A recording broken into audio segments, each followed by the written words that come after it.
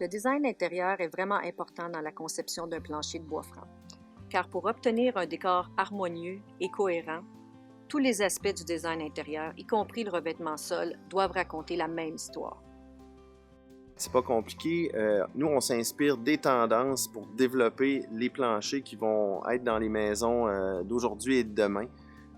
C'est important d'utiliser des couleurs qui vont perdurer dans le temps, des couleurs, des textures, parce que le plancher, c'est vraiment un item dans la décoration intérieure qui a une longue durée de vie. L'importance de la sélection d'un plancher de bois franc est primordiale dans un design. Le fait de choisir son plancher, l'essence, la finition, le caractère du bois est très important. Une fois qu'on sait la texture du bois, comment on va la finir, la largeur du bois aujourd'hui, on fait partie d'un ensemble. Dans le design, on fait partie du design et celui-ci change à peu près tous les 3-4 ans. Donc, la corrélation d'il y a 3 ans, 4 ans n'est peut-être pas nécessairement valable aujourd'hui.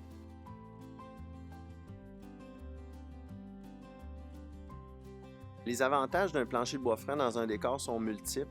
On parle d'un matériau noble ici avec le bois franc, donc c'est un produit qui ne se démode pas. Encore aujourd'hui, c'est en tête de tous les sondages de préférence des consommateurs. Les gens veulent des planchers de bois franc.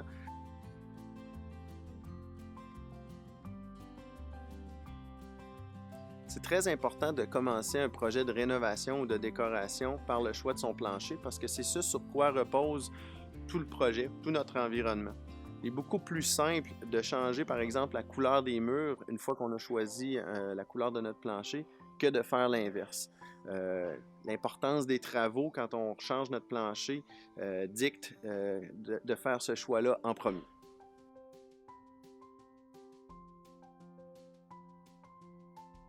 La meilleure façon de choisir la couleur d'un plancher de bois, c'est fort simple. Premièrement, il faut bien connaître nos goûts. Deuxièmement, à partir de ces goûts-là, on se crée une palette de base dans laquelle on veut construire notre décor.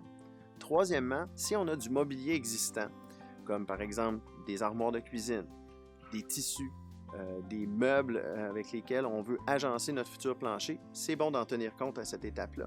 Et finalement, si on souhaite que notre plancher perdure un certain nombre d'années, on va tenter de privilégier des tons neutres de gris, de beige ou de brun.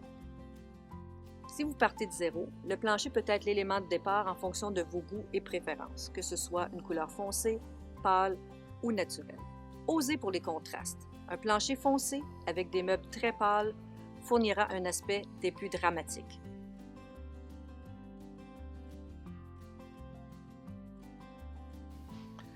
On peut poser des planchers de bois franc, cuisine et salle de bain. Dans une cuisine, tout vous est permis. Vous pouvez aller avec toutes les essences, largeur, texture, finition, il n'y a aucun problème. Dans une salle de bain, c'est très, très limité parce que le plancher réagit à l'humidité.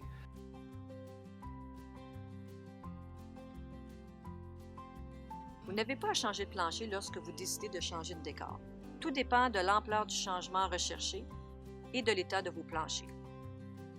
À mon avis, un plancher de bois est intemporel. Je pense qu'il y a toujours moyen d'actualiser le décor d'une pièce en changeant la couleur des murs, des meubles ou des accessoires décoratifs. Par contre, si le plancher est vraiment très abîmé, il est toujours possible de le sabler et le revernir.